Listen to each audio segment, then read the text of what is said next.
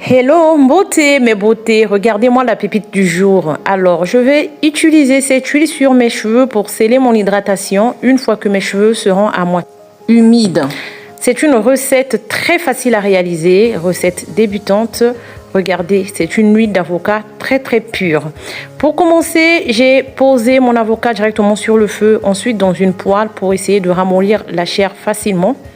Ensuite, j'ai retiré la chair. Regardez comment ça se retire tout seul. La chair, comment elle se retire toute seule.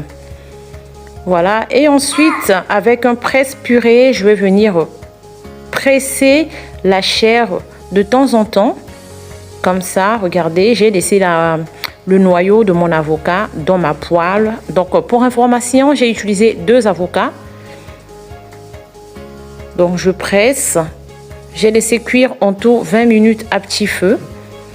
Donc là, on peut constater qu'il y a déjà l'huile qui commence à s'extraire de la peau, de la chair de l'avocat. Voilà, donc de temps en temps, je vais venir presser comme ça mon avocat pendant ces 20 minutes. L'huile d'avocat est particulièrement bénéfique pour les cheveux secs, fragiles et sujets à la casse. Voici pourquoi elle est idéale pour ce type de cheveux. L'huile d'avocat possède comme bienfait l'hydratation. Elle hydrate les cheveux en profondeur.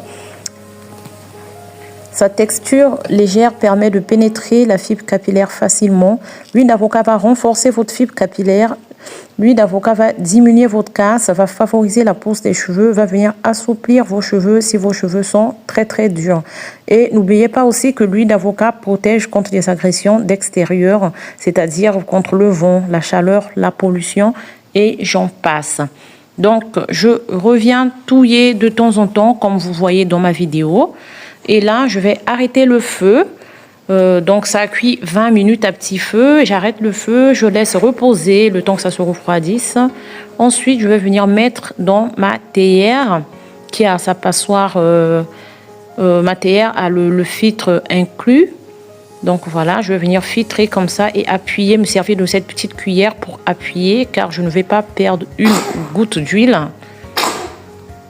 Voilà, et voici le résultat.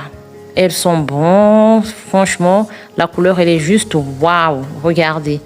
Donc j'en ai pas fait beaucoup parce que pour éviter le rancissement, je préfère en faire en petite quantité et en refaire de temps en temps. Donc là je vais rien rajouter, mais vous pouvez rajouter de la vitamine E pour éviter le rancissement. Si vous en faites en grande quantité, rajoutez 5 cuillères de gouttes de vitamine E. Vous pouvez aussi rajouter quelques